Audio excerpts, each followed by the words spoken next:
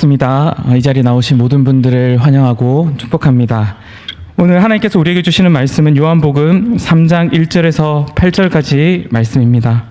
계속해서 요한복음 말씀을 우리가 살펴보고 있습니다. 요한복음 2장에서 가나의 혼인잔치와 또 성전을 깨끗하게 하신 예수님을 우리가 말씀을 통해서 보았고, 또 사람 마음속을 아시는 예수님에 대해서 말씀을 통해 살펴보았습니다. 오늘 읽은 그 본문의 말씀을 통해서 크게 두 가지를 살펴보고자 합니다. 첫 번째로는 예수님만 채워주실 수 있는 자리가 있음을 기억하는 것입니다. 오늘 1절 말씀을 보시면 바리새인 중에 니고데모라 하는 사람이 있었다. 그리고 이는 유대인의 지도자였다라고 그렇게 말씀합니다. 이 니고데모라는 사람은 요한복음에서만 나타나는 사람입니다. 오늘 말씀에서 바리새인 중에 한 사람이었고 또 유대인의 지도자였다고 그렇게 말씀하지요.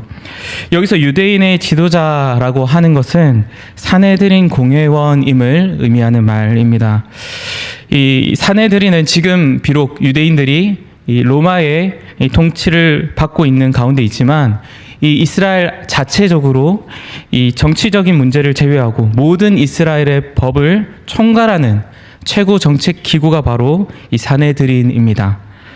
사내들인 공회원은 71명으로 구성이 되어 있고, 이 의장인 대제사장과 그리고 사두개인 바리새인 그리고 서기관들로 이 당시에 지식적으로 또 지위적으로 최고 위치에 있었던 이들이 바로 이 사내들인을 이루고 있는 공회원들입니다. 이들이 주로 했던 일은 율법을 해석하는 일이었고 또 종교 재판을 주관하는 일이었습니다. 그리고 성전의 치안을 유지하는 등의 그런 문제들을 다루었던 이 기관이 바로 사내들인 공회였습니다. 율법을 해석하는 부분에서는 아주 사소한 일상생활에서 일어날 수 있는 그런 문제들까지 다루었고, 재판을 단순히 재판만 진행하는 것이 아니라 이 재판의 결과에서 얼마의 벌금을 낼 것인지 그리고 처벌을 어떻게 할 것인지 이 선고와 집행을 진행했기 때문에 이 사내들인 공회는 아주 막강한 권력을 가지고 있었던 기관입니다. 사내들인 회원이 될 수 있는 자격으로는 율법과 그리고 그 당시 언어와 일반적인 지식에 아주 해박한 사람들만 가능했고, 또 한 가정의 가장으로서 가정사에 관련된 문제를 취급할 때 구체적인 상황에 대한 그 이해가 가능한 사람, 그런 사람이 또 이 회원의 조건이었습니다. 그리고 도덕적으로나 육체적으로나 흠이 없는 사람이어야 했고, 마지막으로 사회적인 그런 인지도가 있는 사람이어야만 이 사내들인 공회원이 될 수가 있었습니다. 이렇게 사내들인 공회에 대해서 길게 설명한 이유가 있습니다. 한번 생각해 보시기 바랍니다. 오늘 본문 말씀에 나타나는 이 니고데모라는 사람이 지금 사내들인 공회원이라고 우리가 말씀을 통해서 알 수가 있습니다. 그렇다면 이 니고데모라는 사람에게 어떤 부족한 요소가 있었을 것입니까? 지식적으로도 그리고 도덕적으로도 지위적으로도 전혀 부족함 없는 사람이 이 니고데모라는 사람이지요. 그런데 그가 늦은 밤 예수님을 찾아왔다고 오늘 말씀에서 기록하고 있습니다. 사내들인은 매일마다 이 회의가 열립니다. 아침 번제 시간에서부터 저녁 번제까지 이루어지기 때문에 일과를 마치고 오는 시간이 저녁인 것이 당연하기도 했지만, 당시 사회 지도층과 대립되고 있었던 이가 바로 예수님이었기 때문에 예수님을 만나는 것이 민감한 문제가 되기 때문에 이 시간에 예수님을 찾아왔겠지요. 요한복음 12장 42절 말씀에서는 이스라엘 지도자들 중에서 예수님을 믿는 자들이 많아졌다고 말씀합니다. 하지만 이들이 예수님을 믿는다고는 선뜻 고백하지 못했다고 그렇게 말씀합니다. 그 이유는 바로 출교를 당할까 두려웠다라고 그렇게 말씀하고 있습니다. 이 니고데모 역시 자칫하면 그 높은 지위를 잃어버리고 출교를 당할 수 있을 만한 이 만남을 지금 가지고 있는 것입니다. 그렇다면 도대체 왜 니고데모는 늦은 밤 조심스럽게 예수님을 만나러 갔겠습니까? 여기에 예수님께서 이 땅에 오신 중요한 이유가 있기 때문입니다. 그것은 바로 예수님만 채워주실 수 있는 것이 있기 때문입니다. 우리가 잘 아는 종교개혁자 칼빈은 기독교 강요에서 모든 사람에게 하나님만 채우실 수 있는 그 공간이 우리 안에 있다, 그렇게 말했죠. 맞습니다. 로마서 3장 23절 말씀, 우리가 너무나 잘 아는 이 말씀에서는 모든 사람들이 죄를 범하였고 그렇기 때문에 하나님께 다가갈 수 없다, 하나님과 교제할 수 없는 존재가 되었다라고 그렇게 말씀하지 않습니까?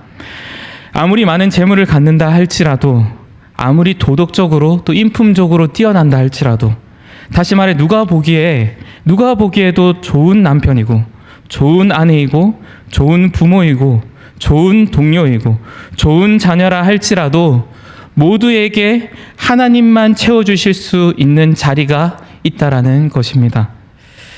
너무 익숙한 내용이죠. 그러나 너무나 중요한 사실이 오늘 예수님을 만나러 온 이 니고데모 가운데 알 수 있게 됩니다. 내 자신이 추구하고 있는 어떤 것들보다 내 자신에게 가장 절실한 것 역시, 내게 가장 필요한 것 역시 바로 예수님이라는 사실입니다. 또한 마찬가지로 내 배우자에게, 또 내 자녀에게, 내 동료에게, 내 부모님에게 가장 절실한 분 역시 바로 예수님이라는 사실입니다. 끝으로 두 번째로 오늘 말씀을 통해서 우리가 생각해 볼 수 있는 것은 성령 하나님의 도우심을 구해야 한다라는 것입니다. 오늘 본문 2절 말씀을 보면 니고데모는 예수님께 찾아와, 선생님, 우리는 당신이 하나님께서 보내주신 선생님인 줄을 압니다. 하나님께서 당신과 함께 하시기 때문에 당신이 행하시는 이 표적들은 누구도 따라할 수 없는 표적입니다 라고 그렇게 고백합니다. 이것에 대해 예수님께서 어떻게 말씀하십니까? 단순히 인사나 칭찬을 하러 온 것이 아닌 것을 우리가 앞선 설명 가운데 잘 기억하실 줄 압니다. 예수님께서는 마음속을 보시는 분이시죠. 니고데모가 한 칭찬의 고백과는 전혀 생뚱맞은 그런 말씀을 하십니다. 진실로 진실로 내게 이르노니 사람이 거듭나지 아니하면 하나님의 나라를 볼 수 없다. 아주 당황스러운 말이지 않습니까? 보통 당신은 정말 대단합니다. 당신은 하나님께서 함께 하시는 놀라운 분이십니다. 자신보다도 나이가 더 많았을 것이고요. 사회적인 지위나 여러 인정들을 받았던 사람들 중에 한 명이 바로 니고데모 아닙니까? 그로부터 정말 당신은 대단합니다. 하나님께서 함께 하시는 것이 확실합니다 라고 이렇게 이야기할 때에 메시아이신 예수님께서 당신은 좀 아는 사람입니다, 당신이 뭘 좀 아시네요 라고 말씀하실 법도 한데 전혀 다른 말씀을 하시니 말입니다. 그것도 사내들인 공회원이라면 예수님보다 나이나 신분과 출신 등 어느 하나 빠질 것이 없는 사람인데 말입니다. 니고데모와 예수님이 서로 주고받는 이 한마디씩의 말씀을 통해서도 요한복음의 기록 목적이 분명히 드러납니다. 오직 이것을 기록함은 너희로 예수님께서 하나님의 아들 그리스도이심을 믿게 하려 함이다. 또 너희로 믿고 그 이름을 힘입어 생명을 얻게 하려 함이니라. 오늘 본문 바로 앞부분에서 예수님께서 모든 사람의 마음을 아시고 그들을 아신다라고 그렇게 말씀하셨지요. 예수님께서 거듭남에 대해 말씀하시자 성경을 가르치는 것이 일상이었고 일상생활에 적용하는 일이 대단히 익숙했던 사람인 니고데모는 전혀 이해하지 못합니다. 오직 하나님의 은혜로 성령을 통해 예수 그리스도를 믿게 된 저와 여기 계신 모든 성도님들, 우리의 믿음을 어떻게 설명할 수 있습니까? 또 어떻게 지식적으로 가르치고 배울 수가 있습니까? 내 강팍한 마음을 성령 하나님께서 바꾸시고 새롭게 하셔서 거듭나게 해주셨음을 우리는 그저 믿음으로 고백할 뿐입니다. 요한복음 16장 말씀에서 예수님께서 말씀하십니다. 진리의 성령이 오시면 너희에게 가르쳐 주실 것이다. 죄에 대해서, 의에 대해서, 심판에 대해서 그렇게 알려주실 것이고 모든 진리 가운데로 인도해 주실 것이다 라고 말씀하십니다. 맞습니다. 우리는 경험으로 알고는 있지만 이것을 어떻게 우리가 설명할 수도 없고 누군가에게 가르치기도 어렵습니다. 바로 진리의 성령께서 우리에게 죄에 대해서, 의에 대해서, 심판에 대해서 깨닫게 하시고 진리 가운데로 인도해 주셨기 때문입니다. 그렇다면 모든 사람들에게 예수님이 필요하시다는 것을 우리가 잘 알고 있는 가운데 이들에게 역시 필요한 이가 누구이겠습니까? 성령 하나님의 도우심입니다. 말씀을 정리하고자 합니다. 지식적으로나 사회 지위적으로나 무엇 하나 부족함 없는 니고데모가 예수님을 찾아오지요. 왜 그렇습니까? 자신이 성경을 일상적으로 가르치면서 성경의 내용을 줄줄 외울 만큼 잘 아는 사람이지만 성경 가운데 예수님이 빠지니까, 그 가운데 예수님만 채우실 수 있는 그 공간에 예수님이 채워지지 않으니까 어떻습니까? 그 삶에 공허함이 당연히 생겨날 수밖에 없습니다. 그래서 자신이 출교당할 수도 있을 만한 그런 위험에도 무릅쓰고 예수님을 찾아오게 되는 것이죠. 예수님께서 그리스도이심을 어떻게 믿고 고백할 수 있습니까? 성령 하나님께서 깨닫게 해주실 때에 그것이 가능합니다. 우리의 배우자나 우리의 자녀나 우리의 부모님에게, 우리의 동료에게 누가 가장 절실하게 필요합니까? 예수 그리스도이십니다. 이것을 어떻게 깨닫게 될 수 있습니까? 진리의 성령님께서 그들에게 죄에 대해서, 의에 대해서, 심판에 대해서 깨닫게 하시고 진리로 인도해 주실 수 있습니다. 오랜 시간 동안 계속적으로 믿지 않는 배우자를 위해서, 자녀를 위해서 기도하고 계시는 많은 분들이 계실 줄 압니다. 그럼에도 불구하고 우리가 소망을 잃지 않고 오늘 이 시간 간구해야 할 것은, 주님, 모든 사람에게, 나의 사랑하는 자녀들에게, 배우자에게, 동료에게 역시 예수님이 필요합니다. 그 자리를 채우실 수 있는 것은 진리의 성령께서 깨닫게 해주실 때에만 그것이 가능합니다. 주님, 저의 무릎을, 저의 간구를 사용하여 주셔서 주님, 그들에게 오직 참 진리이신 예수님을 깨닫게 해주십시오. 그 공간에 예수님으로 가득 채워질 수 있도록 해주십시오. 그렇게 기도할 수 있기를 바랍니다. 조금 더 나아가서 오늘 우리 자신을 놓고도 기도할 수 있기를 바랍니다. 향수를 아시죠? 향수를 한번 뿌려 보셨죠?